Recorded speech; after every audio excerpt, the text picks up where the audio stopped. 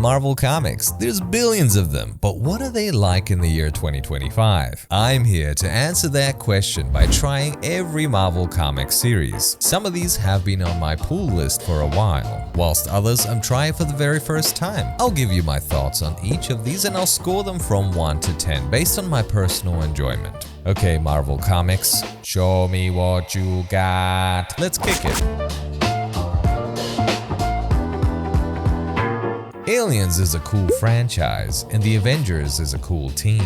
And when both collide, you get Aliens vs. Avengers by Jonathan Hickman and Esad Ribic. So this is the last issue in a 4-issue mini-series. Yeah, I couldn't find a copy of the first one, which means you guys are doing a great job by supporting the comic book industry, but also, can you please leave a copy for me?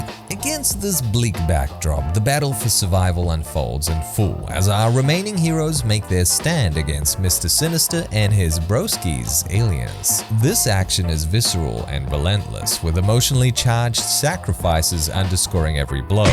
Naturally, I thought this would be a lame cash grab, but it should come as no surprise that Hickman is able to make just about everything interesting. I mean, he could make a comic book about a box factory and it would go so hard. Ribic art style has moody colors and lighting and is reminiscent of Renaissance sculptures. I enjoy this a lot actually, so it's a 9. So Venom is back in town in All New Venom by Al Ewing and Carlos Gomez. I like the art style and the dialogue is engaging, but the hook in the book is weak. Essentially, it hinges on who is the All New Venom. I appreciate Marvel making references to the past, even if they aren't great like Gang War, because it makes the world feel alive and connected. I think Al Ewing is a good writer, and his previous run on Venom was entertaining and cleverly crafted, and while the art in this book is great and Luke Cage drops a nice little sweet Christmas, it simply isn't enough, so it's a 6. Amazing Spider-Man by Joe Kelly and Pepe Larraz. The reign of misery for Spider-Man might be over, as the story shifts in the new direction. The art is stunning, all thanks to the talented Larraz. There is a nice balance in this book, as Peter Parker has meaningful interactions with key people in his life. There is hard-hitting action, humor, and sinister evil brewing in the shadows. Spider-Man has a complex history, and that's to be expected as this is Legacy issue 965. Despite this, it feels like a great jumping on point for new readers. The extra stories are a welcome addition that help to expand the world of Spider-Man. It's an 8. The Avengers by Jed MacKay and Andrea Brocardo. Our current lineup of heroes includes Captain Marvel, Captain America, the Sam Wilson edition, Scarlet Witch, The Vision, Storm, Iron Man, and Black Panther. But in this arc, it's Sam and T'Challa that take center stage as they take on the remnants of the Masters of Evil. The series has had its ups and downs, and this is more on the downside. The art has been pretty good throughout the series, but writing-wise, this particular arc has felt a bit stale. The Avengers should be a flagship title for Marvel, but this was just okay, so it's a 6. Black Cat by G. Willow Wilson and Gleb Melenkov. Felicia's charm and wit are placed to the forefront as her internal monologue breaks the fourth wall as she talks to the audience whether she's in a clinical waiting room or a bathtub. I admire Jed MacKay's representation of Black Cat as he balanced mature themes with playfulness. However, this is lacking in maturity, and the writing feels less impactful. There are some emotional motivations that hinge on events taking place in The Amazing Spider-Man, and without any explicit context, this left me feeling perplexed. The art is fairly stylish, but the faces can look a little stiff. A playful and kinetic relaunch, albeit a bit immature and with a dash of confusion, so it's a 6. Bring On the Bad Guys, Red Skull by Stephanie Phillips and Tommaso Bianchi. This is a one-shot, 1 of 7, each one focusing on Marvel's most prominent bad guys. I chose this one because Red Skull is one of the few comic villains rooted directly in real-world Nazism. Created back in 1941, his menace feels grounded in history, which gives his presence a chilling weight beyond typical comic book bad guys. Bianchi's art is bold yet layered. There are heavy shadows, moody shading, and dramatic lighting, giving the pages a noir or fantasy weight. Phillips gives us a story that travels at a breakneck pace pace and is drenched in historical and supernatural dread as our antagonist tries to take out one of his own. I found it to be great, but not quite excellent, so it's a 7. Captain America by Chip Zdarsky and Valerio Schiti. A fresh new start for our boy in Stripes and Stars. His story takes place weeks after Steve Rogers was defrosted in a modern era, many decades post-World War II. The story explores his plans to encounter Dr. Doom in Latveria and presents a more modern, morally nuanced world for the captain to navigate. The story is also interwoven with another character called David Colton, a young man who enlisted in the US military after 9/11 and was selected to become a new super soldier. This reminds me of that Captain America all the way back in the year 2000 by Dan Jurgens, when we had the character of Protocide, who was like the prototype for the first soldier serum. However, that's where the similarities end. Schiti is giving us his signature gorgeous art, and I am reminded about how much I enjoy Zdarsky's writing. This is a 9. Daredevil by Saladin Ahmed and Jose Luis Soares. Our favorite devil from Hell's Kitchen is sporting some vintage attire, kicking butt, and getting his giggity on while cultivating mushrooms. Not the direction I had on my bingo card. Yeah, it'll make more sense when you read it. The art is good, nice use of light and shadow. I respect the internal monologue because it is true to the character of Matt Murdock. The mystery and horror elements are well executed. With this run coming to a close with issue 25, who would you like to see on a creative team? Me personally, I wish to see Jonathan Hickman and Valerio Schiti. Oh yeah, and this is an 8. Daredevil, A Cold Day in Hell by Charles Soule and Steve McNiven. Think of The Dark Knight Returns by Frank Miller and apply this to Daredevil. Here we have Old Man Daredevil, and I especially love the way he is written here. Soule masterfully depicts what Matt Murdock would be like in his older years. A kind and caring man that is driven to do the right thing against all odds, no longer grasping with internal turmoil. No! God, please, no! No! A man at peace. No!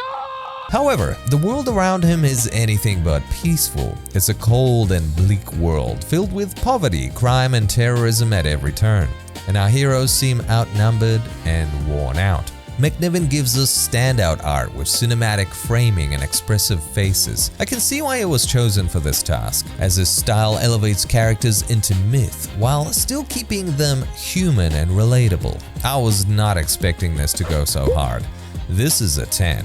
Deadpool by Cody Ziegler and Jorge Antonio. A milestone issue, and a final one in the series, which only lasted 15 issues. Nice. The last time we had a Deadpool comic lasting more than 15 issues was about 10 years ago, which is a shame as this was fun for the most part. I wasn't a fan of the Deadpool daddy daycare situation to begin with, as Wade Wilson bonded with his daughter Ellie Camacho, but by the last issue it started to grow on me. Yeah, I too have feelings. What about me? Sure. Joy level increased. Rohei did a great job with the art, lots of dynamic action and expressive faces, whilst Cody delivered on some funny moments here and there. The MVP would have to go to Taskmaster with his words of encouragement, and Water Cooler Rat for exceptional swimming skills. I give this a 7. Deadpool and Wolverine by Benjamin Percy and Joshua Cassara. I love this creative team. The artwork looks crisp and vibrant, the violence is visceral, and Percy seems to nail the voice of Deadpool. It's just the right amount of funny and unhinged. Additionally, Percy has mastered Wolverine's intense and angry demeanor, as he had plenty of experience with Wolverine on Volume 7, writing 50 comic book issues back to back. The book perfectly balances humor and serious themes. The comic is fast and ferocious, and I want to see it go the distance. You ever wonder how many times Vin Diesel said family? Shut up. Mwah. It gets a 9. Deadpool is on a killing spree once again, with Deadpool Kills the Marvel Universe one last time by Cullen Bunn and Dalibor Talajic. So this is the 3rd time Deadpool is killing the Marvel Universe, and having no prior knowledge of these events, I found myself enjoying this chaos. Bunn gives us a Deadpool that's fairly unhinged but also brooding, and has been assigned to travel throughout the multiverse taking out specific characters. The action is tight.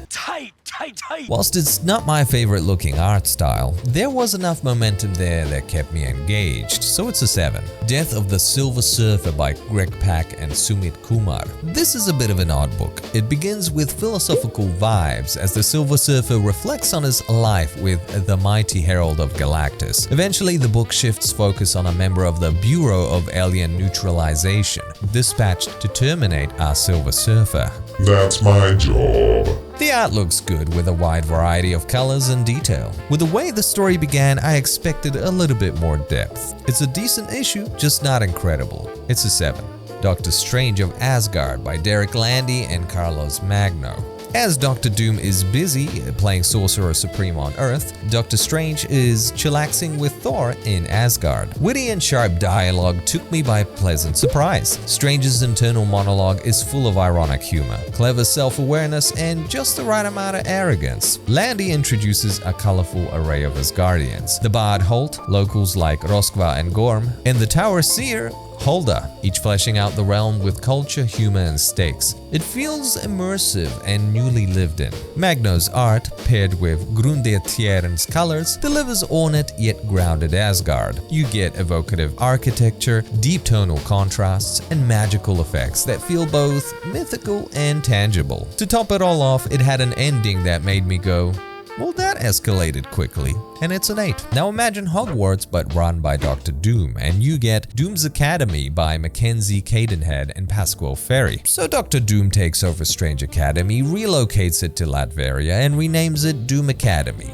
Seems legit. This feels like a steep entry barrier for new readers, as it is overstuffed with prior character backstories, making it a tough read for newcomers not versed in Strange Academy lore. As a tie-in to One World Under Doom, the issue feels oddly light on relevance, mostly dwelling on school drama rather than expanding Doom's global takeover narrative. This caters to a younger audience, the writing is decent, and so is the art, so it's a 6. So Doom's got his own division now, called Doom's Division by Hyun Ha Lee and Min Kyu Jung. Alright, I gotta give Marvel some credit here. I love that this story takes place in South Korea. You know, it's something different. And stars not just a South Korean team of superheroes, but we also get some representation from China, the Philippines, and Vietnam.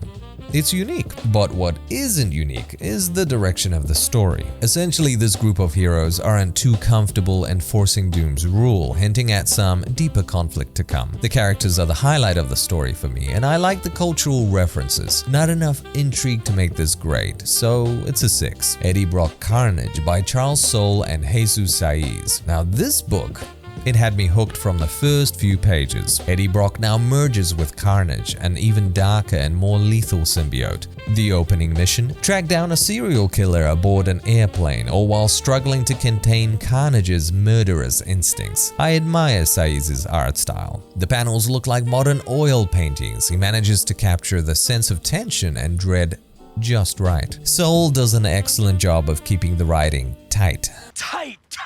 Especially when the stakes are high. This was a brilliant beginning, staying true to Carnage's sinister behavior. It's a 9. Emma Frost the White Queen by Amy Chu and Andrea De Vito. You know this will be a good time when a panel is looking like this. Nice. Chu places Emma firmly in a darker pre-X-Men era, delivering a potent mix of scheming, elegance, and boardroom politics. The art is both glossy and sleek. The colors add depth and clarity, making Emma and the high society of Hellfire Club feel luxurious and alive. Emma seems to command both menace and charisma, and this is amplified by the clean and detailed art. The storytelling is a bit reserved, but it's a pretty satisfying setup and therefore gets a 7. Exceptional X-Men by Eve L. Ewing, Carmen Carnero, and Federica Mancin. The only thing as terrifying as Carnage is the mind of Mr. Sinister. And Emma Frost is navigating this chaos, whilst the other X-Men like Kitty Pryde, Bronze, Axe, Melee, and Iceman are wigging out pretty hard. This is a deeply moving and imaginative issue, giving readers a compelling exploration of Emma Frost's growth as a leader and mentor. Carnero and Manson give us beautiful looking art, as should be expected from a flagship title.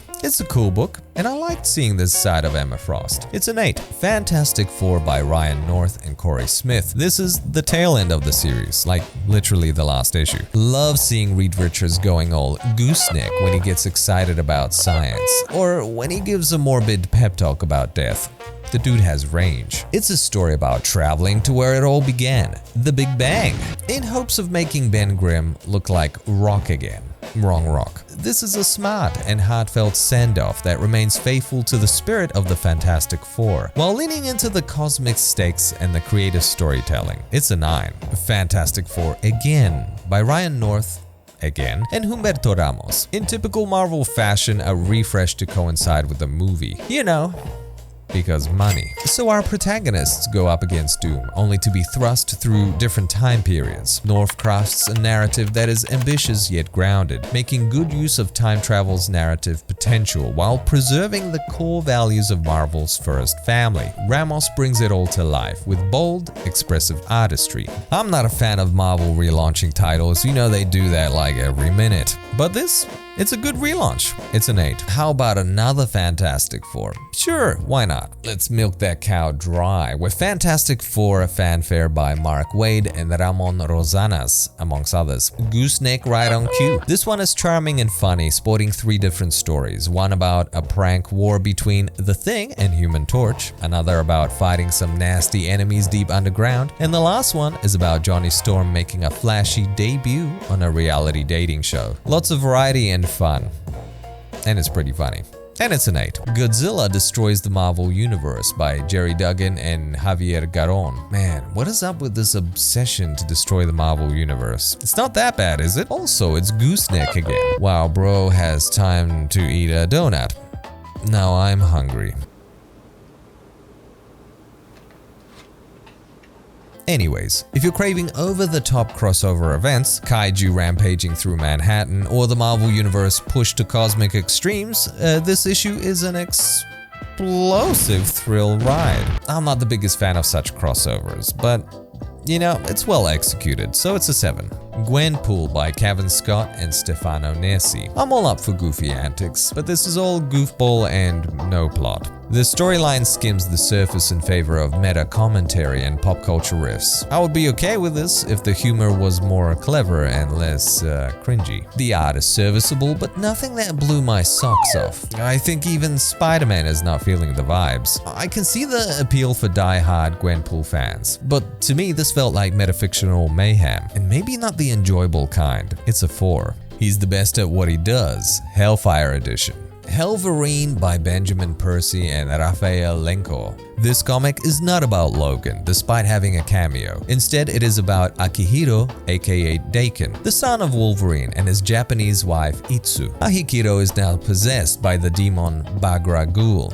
Now be warned, this comic, like the Eddie Brock Carnage, is very graphic. The book is a blend of brutal action and gothic horror. Fans of Marvel's dark, supernatural side will likely embrace this, and those seeking character introspection may need to be a little patient with this title. In saying so, got canned at issue 10. It's a shame, as this comic is a vibe. It's a nightmare fuel vibe, but it's still a vibe. So it's an 8. It's Hammer Time with the Immortal Thor by Al Ewing and Jan Bazaldua. This feels like mythology dripping in poetry. Jan manages to capture the classic Thor look with a strong Giga Chad jaw. The battle against Kemur, a giant minotaur god, is grand, and the god of thunder gets creative by dishing out all the tools at his disposal. The creative team successfully paints Thor as a living legend, honoring his extensive history in the Marvel Universe, and the style of storytelling makes it feel important. Immortal Thor wrapped up its tale with issue 25 this year, and it's an 8. Imperial by Jonathan Hickman, Ivan Coelho, and Federico Vicentini. I think this is best described as a space opera.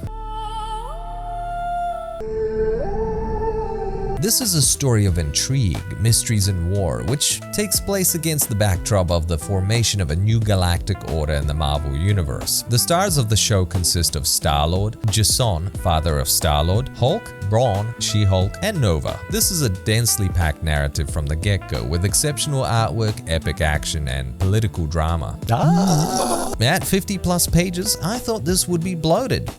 But it wasn't. Hickman is a master at pacing his stories, and to some extent this feels like June but with Marvel heroes, so it's a 9. Iron Man by Spencer Ackerman and Julius Otta. Okay, I'm confused. Why are these dudes calling Iron Man woke?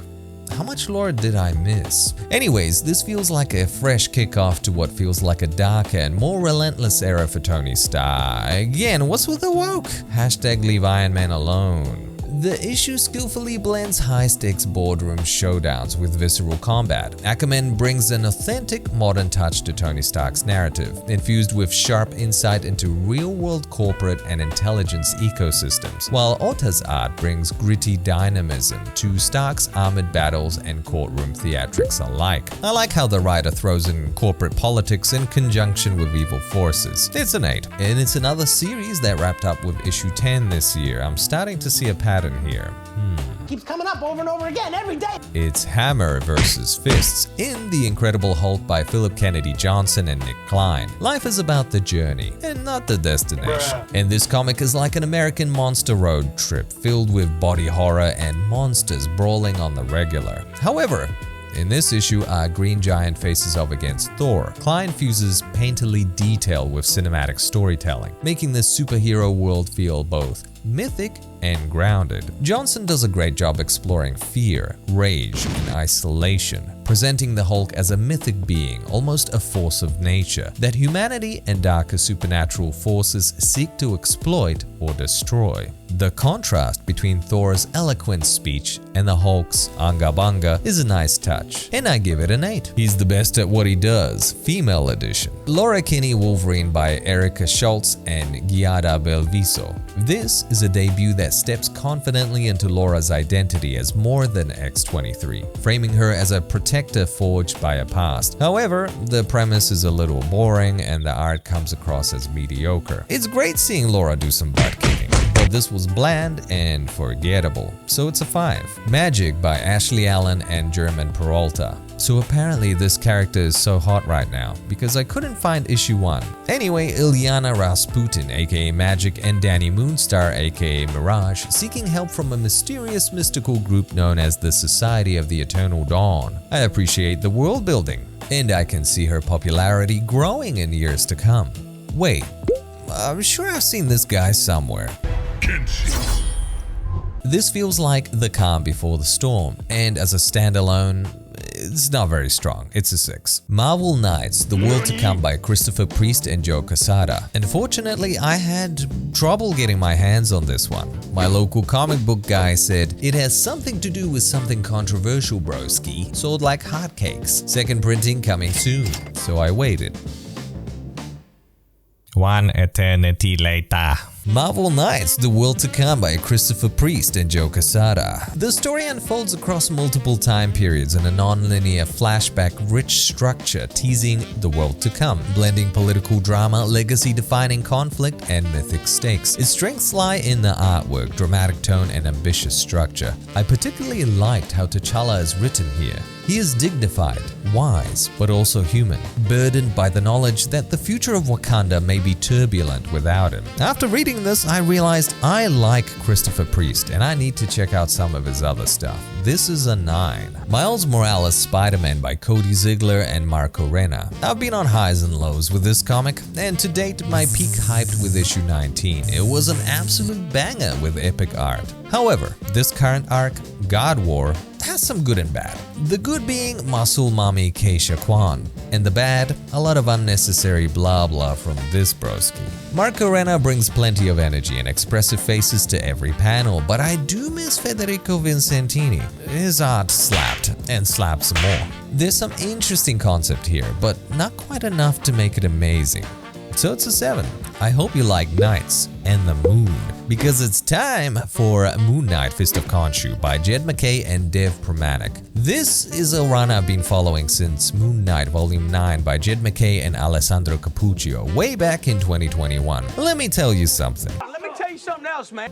Not once has it disappointed me. This is a mix of crime thriller, supernatural horror, and psychological drama, continuing to establish Moon Knight not just as Marvel's Batman analog, but as a uniquely unsettling and mythic hero. Pramanic's line work captures both the gritty streets of New York and the eerie, dreamlike elements tied to Moon Knight's connection with Khonshu. The tone is tense, shadow-drenched, and stylish, emphasizing Moon Knight as a figure who straddles the line between crime fighter and prophet. This series leans heavily into the psychological duality of Mark Spector, exploring how his fractured identities and complicated faith shape his mission. There has never been a moment where I was bored with this book. Every chapter is fresh and exciting, and this issue is fire. Inside fire. Fireception, baby. You know, when the creative team ends this comic, I'm gonna be like, No.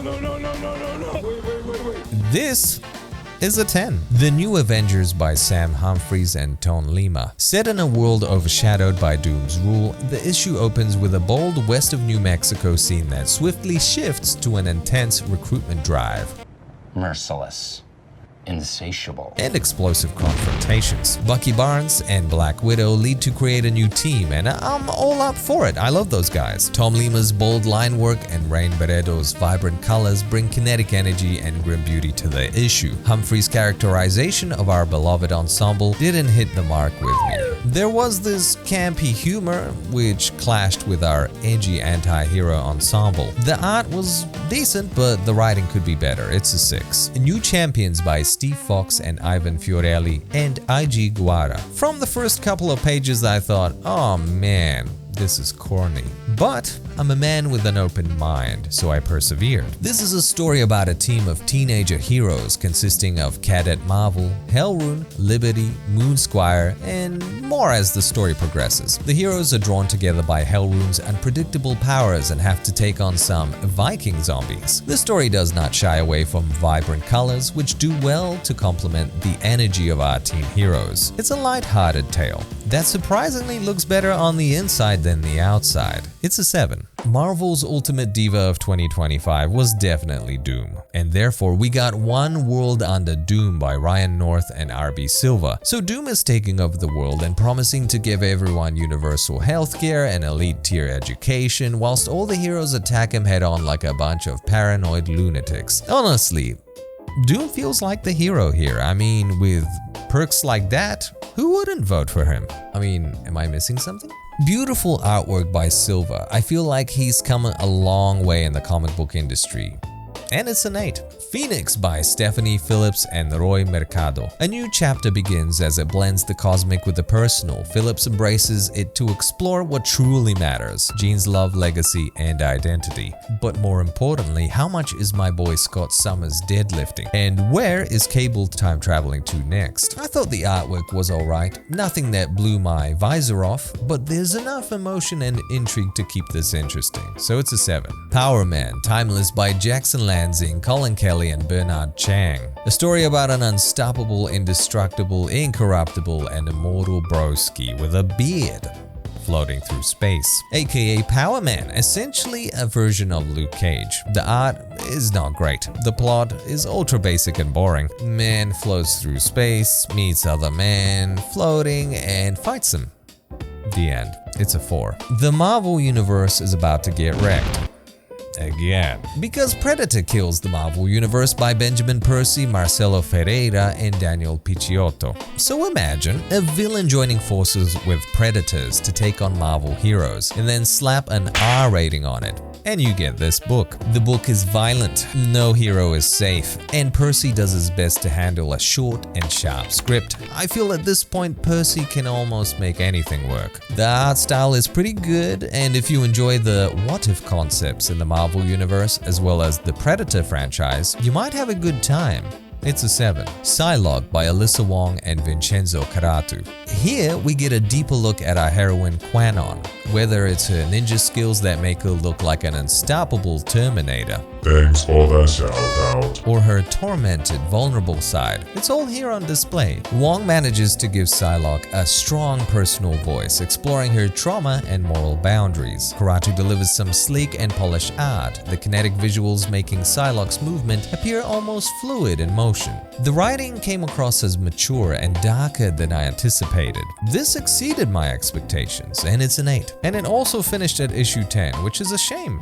Seemed promising. He's red and he likes to smash. Red Hulk by Benjamin Percy and Jeff Shaw. The story focuses on Thunderbolt Ross, who is in a cell deep below ground as a prisoner of Dr. Doom, amongst many others. It's a solid debut. Percy delivers a strong internal monologue that makes his readers feel trapped inside the mind of Ross, just like Ross is trapped inside a cell. Shaw gives us modern, polished art with slightly rough, expressive edges, and the coloring is decent enough to give it life, but not enough to kill the grim tone. It was cool seeing Red Hulk in Captain America Brave New World. You know, it wasn't great, probably a 6, but this is cooler, so it gets a 7. Runaways by Rainbow Rowell and Elena Casagrande. This mostly feels like a slice of life comic with an odd group of D-tier heroes chilling together as a Doombot cooks them meals. Doom is on a mission to collect his rogue bots, and witnessing what those strays have been up to is probably the highlight of this comic. Other than that, not much happens, apart from characters exhibiting poor emotional regulations. Pathetic. Time out. Okay, I know I'm coming across here as very harsh, my apologies. I obviously don't understand the context behind this comic series, and if you love it, that's great, but as a standalone issue, I didn't feel it was very strong.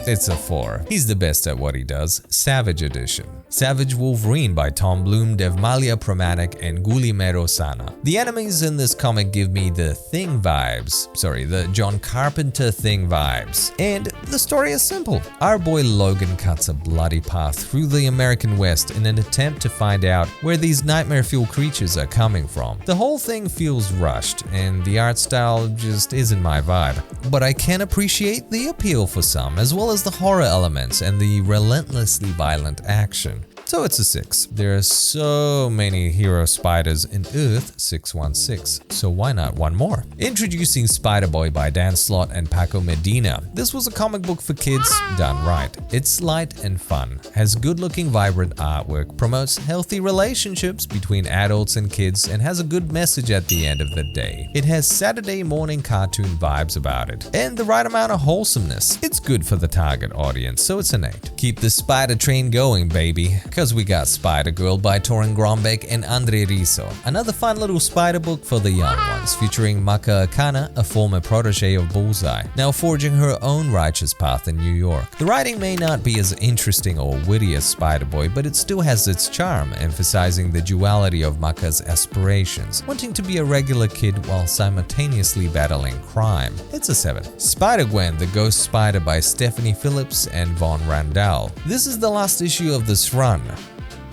Thankfully. You see, our poor Spider-Gwen deserves better because this comic suffers from pacing issues, meta-commentary that pulls me out of the story, artwork that looks both stiff and flat, and a resolution that is rushed and feels like a cop-out. Aside from the cover, the only other redeeming quality is Captain Carter having a great hair day, and so this gets a 3. All new Spider-Gwen, the Ghost Spider by... Wait a minute. This is basically the same creative team. You know, somehow I feel Marvel thought, the last one didn't go well. But what if we did it again? Now, as much as I didn't like the previous issue, this one had a darker tone and wasn't bogged down by a rushed resolution, but it did try to juggle too many fresh hooks all at once, such as romance, murder mystery, a band audition, family time. I will say this, it was an improvement artistically and tonally. However, it's still not that great. It's a 5. Spider-Man vs. Sinister 16 by J. Michael Straczynski and Phil Noto. Not what I expected. Not just because this is a one-shot, but because it's a story about Peter Parker and Mary Jane going out for dinner to a fancy restaurant. Many heroes and villains alike happen to attend the same restaurant, and then as expected, things get loose like a goose. Straczynski Straczynski turns this into a fun little story about people just being people, and Noto does a great job with facial expressions as always. It's an 8. If you can't get enough of those spiders, then check out Spider-Verse vs. Venomverse by Matt Groom, Kyle Higgins, and Luciano Vecchio. I'm going to praise Vecchio's energetic art, but this is where the praise stops. So it's a story about Spider-Mans versus Venom-Mans, and why? I have no idea. Probably because money! The writers try their best to give us a reason why a whole bunch of multiversal web-shooting, brain-eating broskies have to collide, but I'm just not buying it. And besides the cool-looking art, this didn't give me too much to get hyped about, so it's a 5. Star Wars by Alex Segura and Phil Noto. As I started reading this comic, I thought to myself, when is this taking place? What? Huh? My confusion was only natural, as the Star Wars franchise is so vast. But with the help of the internet, I quickly figured out it took place 2 years after the movie Return of the Jedi. Phil Noto is mostly great. Some panels look rushed, but the majority look fantastic. This feels like a continuation of Andor, a great TV show by the way. In fact, one of the characters, Mon Mothma, is in it. I like seeing this post-Return of the Jedi saga. It's exciting seeing our beloved characters like Luke, Leia, and Han doing their thing. Also, some of the newer ones like Baylor Valance. What a cool name, who has half a Terminator face. I approve, it gets a 10. Whoa, let's not get carried away there, Terminator. I like seeing the tensions that unfold after the fall of the Empire. I'll be back. That's my line. So I give this a 7. Star Wars Dr. Aphra, Chaos Agent by Cherish Chen and Gabriel Guzman. There's something charming about Dr. Aphra. Could be her carefree attitude or her technological smarts or both. I'm new to this character, but I appreciate how well she fits into the Star Wars universe, and it's cool seeing her chilling with Luke. Chen gives us an enjoyable start to another adventure that feels true to the mythos of Star Wars and is respectful to the canon characters of this world. Now, I should take the time to read this. This is Dr. Aphra Omnibus Volume 1. Check it. Man, there are so many great writers on here. It is unreal. I feel like this would give me a greater appreciation for the character. Have you read it? Does it slap? I feel like it will. Anyway, I give this comic a 7. Star Wars Jedi Knights by Mark Guggenheim and Mardibek Musabekov. Okay. First page, mind-blowing artwork. It's safe to say the whole reading experience felt like I was under a Jedi mind trick. Yes, I will buy more issues. This was a mesmerizing experience filled with fascinating characters, a tense setup, and thrilling action. There was so much love crafted into this book. I mean, beautiful panel after panel. The Jedi feel like an epic force to be reckoned with. Each of these characters doesn't just look cool, but they resonate with might and potential. It makes sense why Jedi Knights have been so revered in the galaxy. Honestly, this has got to be the best Star Wars book on the shelves right now. It's a 9. It's time to join the dark side. Mwahaha. Can I join? Yes. Mwahaha. I'm hungry. I know a place. Star Wars The Legacy of Vader by Charles Soule and Luke Ross. Kylo Ren was my favorite thing about episodes 7, 8, and 9 of Star Wars. That may not be saying much, but he was. Soule captures Kylo Ren well here. As a broken leader seeking identity, Kylo seems consumed by obsession and contradiction. On one hand, he wants to kill the past, but on the other hand, he is irresistibly drawn to Vader's history. This is a journey into the dark past, beautifully crafted by Ross. The line work is sharp and expressive, and the art has a dark palette with striking highlights. I'm not a huge Star Wars fan, but I like this book. Soule seems to understand this franchise, and I appreciate the care given to this book, so it's an 8. Storm by Murewa Ayodele and Lucas Wernick. The commanding queen of the X-Men looks great in this comic, all thanks to Wernick. I like the way Storm has been written here. She is both playful and fierce. This is not a character that I followed closely over the years, but this comic knew how to grasp my attention. The story is fast, the action is powerful, and the scope is vast. Much better than I anticipated. It's a 7. Superior Avengers by Steve Fox, Luca Maresca, and Kyle Hotz. So Doom has his own iteration of the Avengers, consisting of Abomination, Dr. Octopus, Ghost, Killmonger, Malekith, and Onslaught. Wait a minute, that's Onslaught? Hold up, let me put on my nostalgia goggles. Man, he looks different.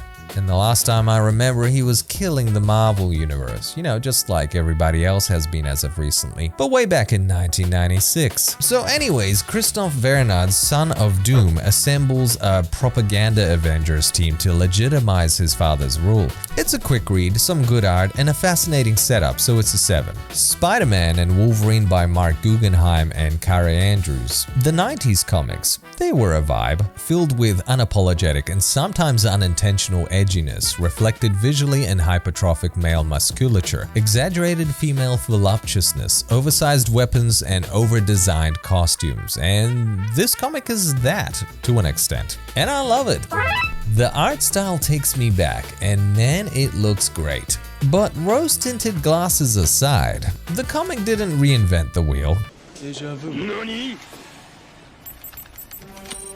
What did you just say? But if you're looking for an exuberant, slightly over-the-top read with sharp character interplay and visual flair, this issue delivers. If you're craving those 90s vibes, they may just be right up your alley. It's a 7. Although I was tempted to give it a higher mark. The Thing by Tony Fleeks and Justin Mason. This is a simple yet effective story about our Rock, Ben Grimm, helping to find a missing girl. He goes all Rorschach on this situation and fires up his interrogation skills. Fleeks seems to handle the characterization of the Thing well. We get some classic clobbering time. When Ben is solo, the comic feels a bit heavier and a tad more somber, which is a nice contrast to his time with the Fantastic Four. It's a good start. It's a 7. The Vision and the Scarlet Witch by Steve Orlando and Lorenzo Tameta. This is beautifully crafted, both from an emotional and visual standpoint. Tameta's illustrations deliver on expressive faces and kinetic action. I have to applaud the colorist Redmond Rich for breathing life into these illustrations with rich palettes. This is a beautifully crafted issue that fuses emotional storytelling, supernatural intrigue, and standout visuals. It's an 8. Ultimate Black Panther by Brian Hill and Stefano Caselli. A hard-hitting issue with excellent artwork. I really like the coloring. David Curiel helps to create a visual spectacle, filled with snappy pacing without feeling rushed, and just the right amount of character building that got me invested in these characters. Plus, Inan the Sorcerer Supreme is absolute giggity. It's an 8. Ultimate Spider-Man by Jonathan Hickman and Marco Quequero. In the 616 universe, Peter Parker is all about, with great power comes great responsibility. But in the Ultimate universe, with great power comes mortgage payments and balancing heroism with family life. Quequero offsets dynamic superhero action with expressive human storytelling. The characters don't just pose, they act, react, and emote. Even quiet scenes feel alive. Hickman brings his meticulously structured and concept-driven writing style, but with surprising emotional resonance that hits you in the feels. The slow burn plotting never really feels slow, because every interaction feels fascinating and the payoff always feels satisfying.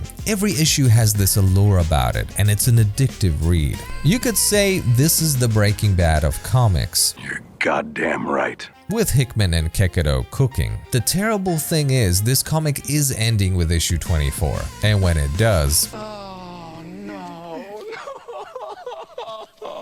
this is the best thing that Marvel has to offer, so naturally it's a 10.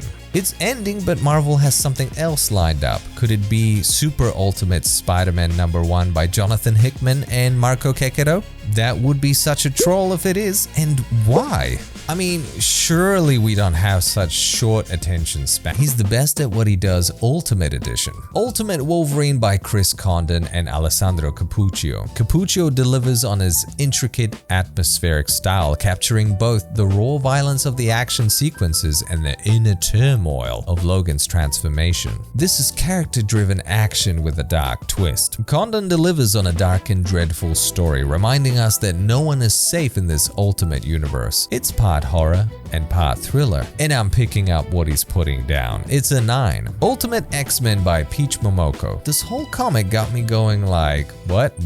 I simply couldn't understand what's going on. So I read it again only to realize, what? Yeah, I still have no clue, but I will admit the art style has cool Japanese vibes, and I give this a what? The Ultimates by Dennis Camp and Juan Frigeri. This is year 2 of the Ultimates, and it mixes heavy action with potent storytelling, rooted in education, community, and social reform. The issue emphasizes how real heroism can grow from empowering the disempowered, often beginning with small victories. A thoughtful narrative, great visuals from Frigeri, and it looks like the heroes are turning the tide against the opposition. It's innate. Uncanny X-Men by Gail Simone and David Marquez. This is a story part Downton Abbey, part Jurassic Park, and part Indiana Jones. Marquez gives us the odd anime face and spooky vibes, while Simone builds on mood, tension, and historical undercurrents. It's a slow burn, but with many moving parts. It's innate. Weapon X-Men by Joe Casey and Chris Cross. At this point, it feels like Deadpool and Wolverine are inseparable. You know, probably just riding the success of their movie back in 2024, which does feel like it was yesterday. So here they are again, together with Cable and Fireface Broski called Chamber. This ragtag of mutants head out on a secret rescue mission. The dialogue is sometimes funny and sometimes stiff. The art is decent, but the whole thing feels like a cheap action movie, so it's a 6. West Coast Avengers by Jerry Duggan and Danny Kim. Iron Man and War Machine assemble a team not only of heroes, but bizarrely reformed villains. This includes Ultron, now supporting an unexpected redemption arc, alongside Blue Bolt, Spider-Woman, and Firestar. Duggan keeps things lighthearted, fun, and engaging, whilst Kim has a knack for strong attention to body language and small details that convey team dynamics and personality in his art style. This is a nice Avengers spin-off balancing humor, heart, and absurdity. But sadly, it concluded with issue 10 in August. Why you do me like this, Marvel? It's an 8. He's the best at what he does, standard edition. Wolverine by Saladin Ahmed and Javier Pina. The internal narration from Logan places me firmly in his haunted psyche. This is quite the moody issue with a haunted atmospheric tone, slow pacing, and plenty of brooding from our protagonist. Pina's visuals deliver a powerful sense of dread and tension. The slower pacing may test reader patience, but I find it sets the stage for the next dramatic phase in the series. I appreciate the trip down memory lane and being inside the mind of Wolverine. It's an 8. Wolverine and Kitty Pryde by Chris Claremont and Damian Cosedo. This is a blast from the past, as it takes place between the 1984 Kitty Pryde and Wolverine series and Uncanny X-Men 192. The art resonates with old school vibes and retains some of that 80s charm with its narrative style. I admire Claremont's approach with revitalizing the past, but I didn't find anything here that got my hype meter spinning. It's a fine issue, well written, but didn't get me going wow. It's a 6. Wolverines and Deadpools by Cody Ziegler and Jorge Antonio. It's nice seeing the Deadpool series get some longevity in this sequel.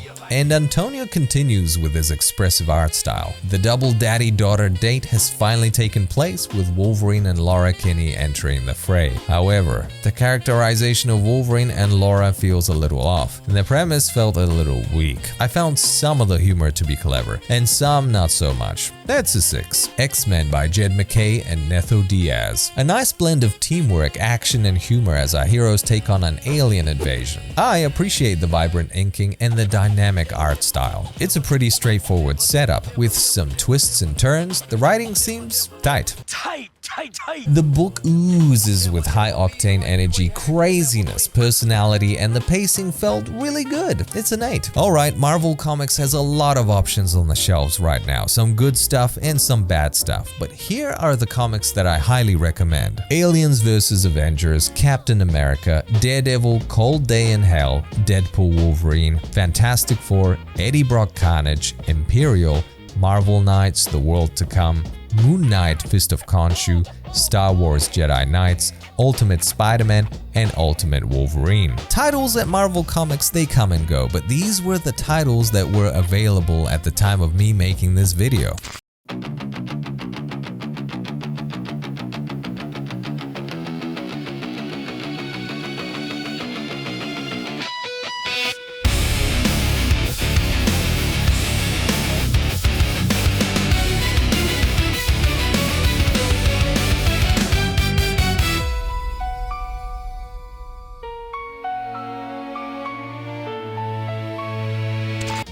Sorry about that, my camera seems to be playing up. Anyway, thank you for watching and I will catch you on the next video.